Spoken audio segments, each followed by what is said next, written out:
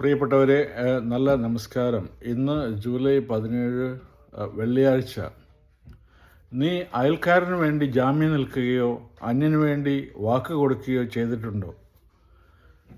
നിന്റെ സംസാരത്താൽ നീ തന്നെ കുരുക്കിലാവുകയോ വാക്കുകളാൽ കുടുങ്ങിപ്പോവുകയോ ചെയ്തിട്ടുണ്ടോ? എങ്കിൽ നീ ഉടനെ തന്നെ അയൽക്കാരൻ്റെ പിടിയിൽപ്പെട്ടിരിക്കുന്നതുകൊണ്ട് രക്ഷപ്പെടാൻ ഇങ്ങനെ ചെയ്യുക. ഉടനെ ചെന്ന് അയൽക്കാരനോട് നിർബന്ധമായി അപേക്ഷിക്കുക. നിന്റെ മിഴികൾക്ക് ഉറക്കമോ കൺപോളകൾക്ക് മയക്കമോ അനുവദിക്കരുത്. വേട്ടക്കാരനിൽ നിന്ന് മാനിനെ പോലെയും പക്ഷിയെപ്പോലെയും ഉടൻ തന്നെ രക്ഷപ്പെട്ടുകൊള്ളുക.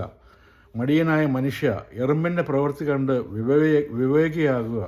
മേലാളനോ കാര്യസ്ഥനോ രാജാവോ ഇല്ലാതെ അത് വേനൽക്കാലത്ത്, അതായത് ഉറുമ്പുകൾ, കലവറയൊരുക്കി കൊയ്ത്തുകാലത്ത് ഭക്ഷണം ശേഖരിച്ചു വയ്ക്കുന്നു.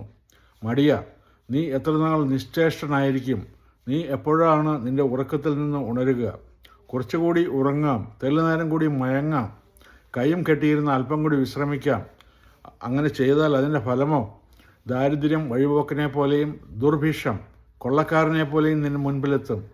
ദുർഗണനായ ദുഷ്ടൻ കുടില സംസാരവുമായി ചുറ്റി നടക്കുന്നു. അവൻ കണ്ണുകൊണ്ട് അടയാളം കാട്ടുകയും കാലുകൊണ്ട് തോണ്ടുകയും വിരലുകൊണ്ട് ചൂണ്ടിക്കാട്ടുകയും ചെയ്യുന്നു. അവൻ തുടർച്ചയായി അനൈക്യം വിതച്ചുകൊണ്ട് വഴിപഴച്ച ഹൃദയത്തോടെ തിന്മകൾക്ക് കളമൊരുക്കുന്നു.